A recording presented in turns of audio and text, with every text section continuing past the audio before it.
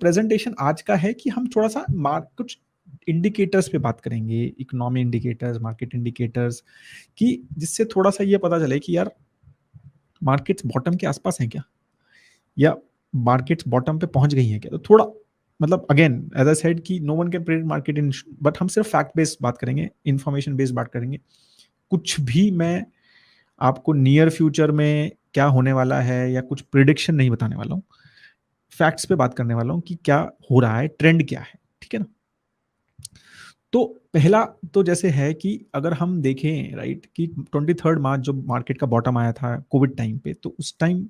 Nifty जो था 50 का पी जो है वो 17.2 पे पहुंच गया था। It peaked till 42 P 8 Feb को 2021 के,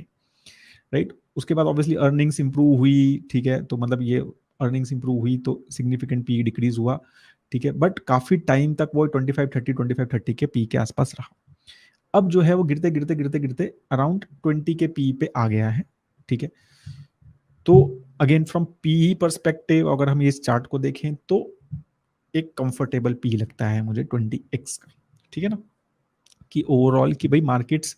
ये तो नहीं कहा जा सकता कि यार ओवर वैल्यूड है, ठीक है। हाँ, कई लोग इतने मतलब में से कि नहीं यार 17-18 का पी सही होता है, वहाँ पे ही बाइंग करनी चाहिए, कई लोग 15 के नीचे की भी बात करते हैं, तो वो सबका अपना अपना थॉट प्रोसेस है, बट डेफिनेटली एनीथिंग अराउंड 20 या लेस देन 20, ठीक है, एटलीस्ट हिस्टोरिकली अगर हम इंडिया के पीईज की बात करें तो वो एक अच्छा पीई है। मतलब सिर्फ मतलब प्राइस बाय अर्निंग के बारे में बात करता हूं तो मैं, और बहुत सारे फैक्टर्स देखने पड़ते हैं, जस्ट इज वन फैक्टर। तो इससे ये पता चल रहा है कि हाँ यार हम एक बॉटम पे नहीं तो एटलीस्ट नियर बॉटम पे तो लग रहा है। बिल्कुल कुछ एक ऐसा इवेंट हुआ, कुछ ऐसा हुआ तो नीचे भी जा सकता है, कोई उसमें नहीं है, कोई पैनिक आ गया मार्केट में, कोई ऐसी न्यूज आ गई, बिल्कुल जा सकता है। ये नहीं कह रहा हूँ कि ये लोवेस्ट है, राइट, बट अगर सब कुछ जैसे चल रहा है ऐसे चलता रहा तो ये एक नियर बॉटम दिख रहा है, ठीक है। यहां से फिर हमने एफ के डेटा देखा, राइट, कि यार कंसिस्टेंटली जो हमारी करेंसी भी गिर रही है, और मतलब मार्केट्स का भी गिरने का एक बहुत बड़ा रीजन ये है कि फॉरेन इंस्टीट्यूशन इन्वेस्टर्स जो एफ हैं, जो फॉरेन इन्वेस्टर्स हैं जो इंडिया में पैसा डालते हैं और इंडियन स्टॉक्स में पैसा डालते हैं, ठीक, वो कंसिस्टेंटली पैसा निकाल रहे हैं। स्पेशली अगर हम अक्टूबर 2021 से देखें तो आप देखो 25,000 करोड़ निकाला, 40,000 करोड़ निकाला, 35,000 करोड़ निकाला, 41,000 करोड़ निकाला, ठीक है ना। ओवरऑल अभी तक ऑलमोस्ट 2,88,000 करोड़ रुपीज वो निकाल चुके हैं, ठीक है। और डोमेस्टिक इंस्टीट्यूशनल इन्वेस्टर जो म्यूचुअल फंड्स हैं, इंश्योरेंस कंपनीज हैं, राइट, वो ऑलमोस्ट 2.36 लाख करोड़ का बाय कर चुकी है, तो वो बेच रहे हैं और ये खरीद रहे हैं, ठीक है। तो ये कंसिस्टेंटली चल रहा है। जून में पीक मतलब लोवेस्ट सबसे ज्यादा उन्होंने बेचा 58,000 करोड़ का फॉरेन इंस्टीट्यूशनल इन्वेस्टर ने बेचा, और इसके बहुत सारे रीजन हैं। यूएस में इंटरेस्ट रेट्स का बढ़ना, ठीक है, यूएस के बॉन्ड्स और वहाँ की यील्ड जो है मतलब 10 ईयर यील्ड जो है ऑलमोस्ट 3+ हो गई थी, तो वो अट्रैक्टिव हो गई, ठीक है। मार्केट्स इकोनॉमी में काफ़ी सारे इन्फ्लेशन वगैरह बहुत सारे फैक्टर्स आ गए, तो यूएस एक सेफ इकोनॉमी है, एक बहुत स्ट्रॉन्ग कंट्री है, ठीक है। तो काफ़ी ज़्यादा जो सेफ हेवन पे चले जाता है पैसा काफ़ी बार, जब ओवरऑल ग्लोबल इकोनॉमी में बहुत सारे जो स्पेशली वॉर वगैरह जैसे हुआ रशिया यूक्रेन का, तो इसीलिए काफ़ी सारे फॉरेन इंस्टीट्यूशन इन्वेस्टर रिस्क को कम करने के लिए यूएस के बॉन्ड्स में डाल देते हैं पैसे को, ठीक है। तो इसीलिए अगर आप देखोगे तो कंसिस्टेंटली वो ये जो जब से वॉर फरवरी मार्च से हुआ तो ये पैसा ज़्यादा निकलने लग गया है इंडिया से, क्योंकि इंटरेस्ट रेट्स बढ़ने लग गए, ठीक है। अब जो है अगर मैं नेक्स्ट स्लाइड पे जाता हूं तो रिसेंटली, राइट, तो क्या हुआ है, बहुत दिनों के बाद एक 5 जुलाई को पॉजिटिव मतलब बाय किया फॉरेन इंस्टीट्यूशन इन्वेस्टर्स ने, नेट बाय हुआ, राइट। और अगर हम ओवरऑल देखें राइट कुछ दिनों से तो एक कम सेलिंग हो रही है अभी भी, फॉरेन इंस्टीट्यूशन इन्वेस्टर्स बेच रहे हैं, बट एज कंपेयर टू अगर हम जून में देखें कि 60,000 करोड़ रुपए बेचे हैं, और अभी 11 जुलाई तक 4,500 करोड़ रुपए ही निकले हैं। तो मतलब अगर हम इसको भी सिंपल सुपर इम्पोज कर लें तो 15,000 करोड़ रुपए के आसपास ही निकल रहे हैं, ठीक है, जुलाई में अगर सेम चीज चलती रही तो which is almost lowest of last 9 months, ठीक है। तो अगेन इट सीम्स कि ये जो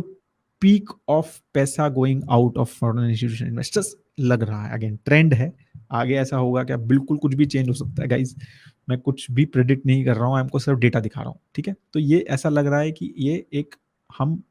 वर्स्ट फॉरेन मतलब जो इंस्टीट्यूशन इन्वेस्टर्स की सेलिंग थी,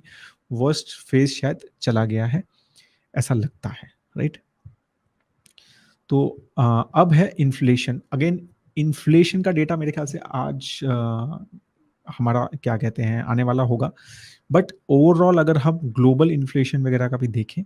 ठीक है ना, तो यूएस की ऑलमोस्ट 8.3% इन्फ्लेशन, और जितनी मैंने जो एनालिसिस डेटा देखे, सब चीज़ें देखी,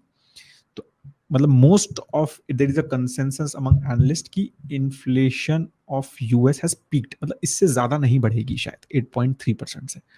ठीक है, which is also very very high. मतलब ऐसा अगली बार भी 8% भी आती है तो there will be a issue, but ऐसा बोला जा रहा है कि जिस तरह से ओवरऑल सिनेरियोज बन रहे हैं, कमोडिटी प्राइजेस, ठीक है, क्रूड ऑयल प्राइजेस, आगे भी बात करूंगा मैं उसकी, सारी चीज़ों के हिसाब से ऐसा लगता है कि इन्फ्लेशन जो है वो इसके ज़्यादा शायद आगे ना बढ़े, यूएस की भी और इंडिया की भी। इंडिया का अगर आप नंबर देखेंगे तो इंडिया की तो 7.8% अप्रैल में थी, अभी 7 हो गई थी, तो ऑलरेडी अप्रैल में पीक आ चुका है सीपीआई का, और अब कम हुई थी। आगे देखते हैं क्या होगा, मतलब I am just telling you very small 2 to 3 data points.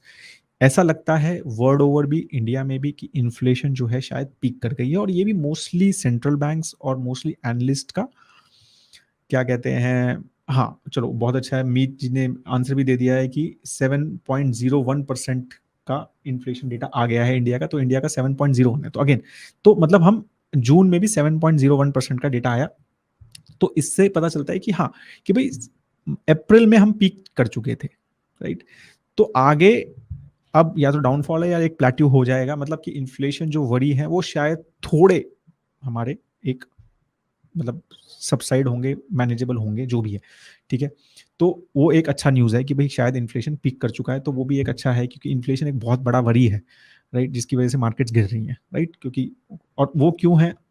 कि वो कमोडिटी प्राइसेस, राइट। अगर आप देखोगे तो क्रूड ऑयल प्राइसेस जो है एक बार अप्रैल 2020 में $21 पर बैरल पे पहुंच गए थे, वो 117 पे जून एंड में थे। अब अगर हम देखें, राइट, कि अब ये भी मतलब ऊपर नीचे चल रहे हैं, राइट, एक बार 98 भी टच हुआ है कल परसों, ठीक है,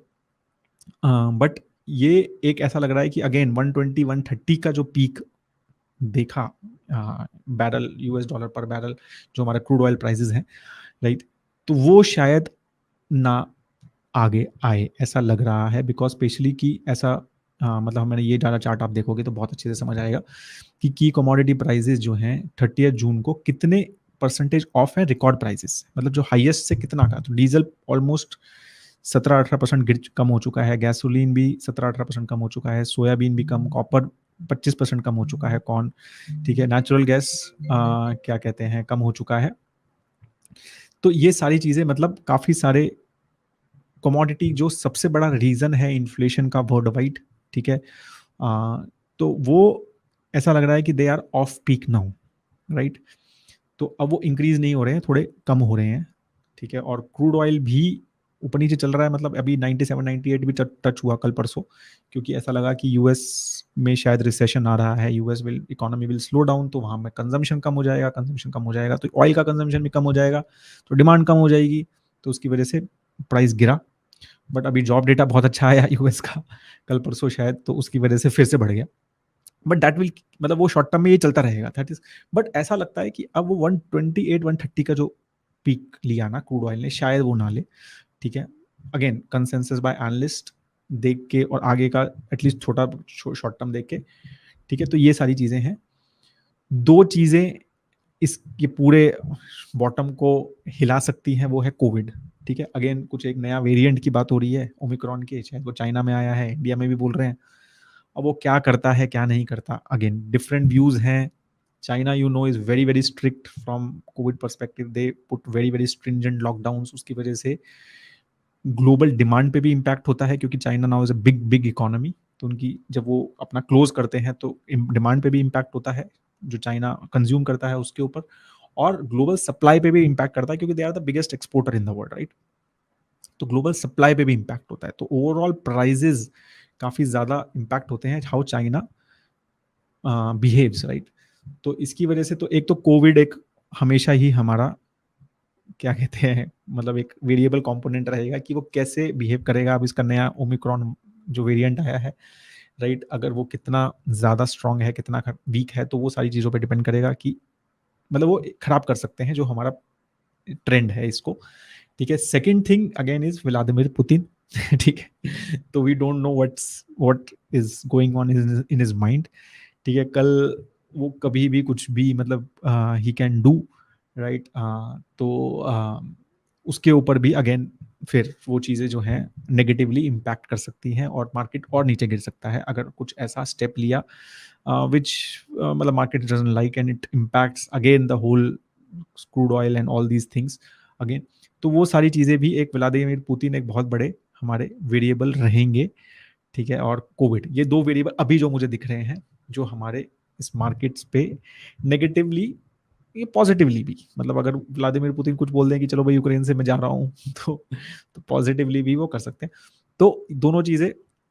एक बहुत बड़े वेरिएबल्स हैं जो इस हमारे इस ट्रेंड को बहुत ज़बरदस्त तरह से चेंज कर सकते हैं। बट ओवरऑल ये सारे ट्रेंड्स ये दिखा रहे हैं कि भाई एटलीस्ट हमें लग रहा है कि जो जो मेन वरीज थे मार्केट के, इन्फ्लेशन, कमोडिटी प्राइजेस, राइट, और क्या कहते हैं, तो वो दोनों जो हैं वो थोड़े एटलीस्ट पीक आउट होते हुए नजर आ रहे हैं। अब जो मेजर हमारा जो फोकस या अदर इशू जो रहने वाला है वो यूएस इकोनॉमी का स्लो डाउन है। अगर यूएस इकोनॉमी रिसेशन में जाती है तो फिर again it may impact various things, मतलब उसका कैस्केडिंग इम्पैक्ट होगा क्योंकि they are the biggest consumer in the world. तो काफ़ी सारी कंपनीज, हमारी आईटी सेक्टर भी और हमारी फार्मा सेक्टर भी, बहुत सारे हमारे sectors are very very highly dependent on US markets, right. तो अगर वो रिसेशन में जाते हैं और वहाँ पर कंजम्पशन रिड्यूस होता है तो ग्लोबली इट इम्पैक्ट्स, राइट। तो वो सारी चीज़ें अब यूएस इकोनॉमी कैसे करती है तो वो भी चीज़ें हमें देखनी है, that how it will behave.